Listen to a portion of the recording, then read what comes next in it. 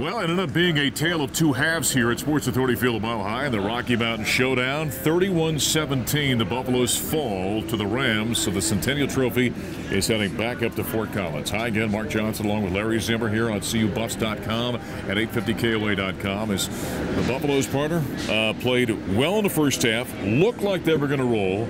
Rams, though, figured out how to run the football in the second half, and Colorado State's got the victory. Boy, they did. 24 unanswered points. You have two running backs go over 100 yards each, and Hart scores 2 touchdowns. Jarrell scores 1. And I don't know, Colorado never seemed to adjust to that in the middle. The Rams were just running at will right up the middle of the field. And, you said picking up a lot of real estate on every run. They were going 16, 17 yards a play, and Colorado never made the adjustment. So I think the coaches have to look at that tape and see just exactly what went wrong up in the middle of that line and why the linebackers weren't filling holes. I try never to look at a game as a fan. I try to analyze and say, okay, what did we see here? What do you take from this kind of thing? The Buffaloes played well in the first half. They did. It is a young team, not an excuse, but it is a reason for things.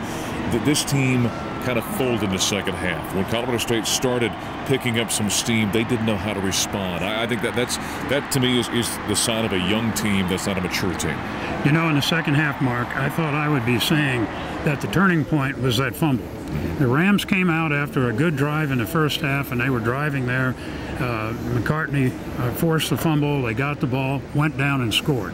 I said, wow, this game, has turned right here. I was wrong, because 24 unanswered points after that, because they just couldn't stop the Rams. Yeah, Rams certainly found the traction in the second half. Okay, our good friend Clint Hurdle used to say all the time, don't let this beat you again. Wash it off. Exactly. That's what they've got to do. They've got a game next week, very winnable game in Foxborough against the University of Massachusetts. I agree, and I think that they just have to get themselves together and build on what they did in the first half. We saw some good things out there. I mean, Seffel is really showing that he's a lot better than he was a year ago. Sure. He has really improved. I thought he had great communication with Nelson Spruce. And this Shea Fields is going to be somebody to watch. Really nice young man. I got to talk to him a little bit after the game, and I think he is going to really be a force as far as the receiving game. A loss does not doom a team. Look at last year. Colorado State loses this game. They go on to win 8, go to a bowl game, win a bowl game. Colorado won this game a year ago, goes on to win 4. So there still is great opportunity, and it's got to start next week at another NFL stadium, as will be at Gillette Stadium, the home of Tom Brady, as the Buffaloes take on the UMass Minutemen. We'll hit the air at 11:05 at 850 KOA with the broadcast of Buffalo Stampede, our network affiliates in at 11:35, and the kickoff between the Buffs and UMass at just after 1 o'clock. So long for Larry Zimmer, I'm Mark Johnson. Thanks for joining us on our Buffs recap here on 850KOA.com.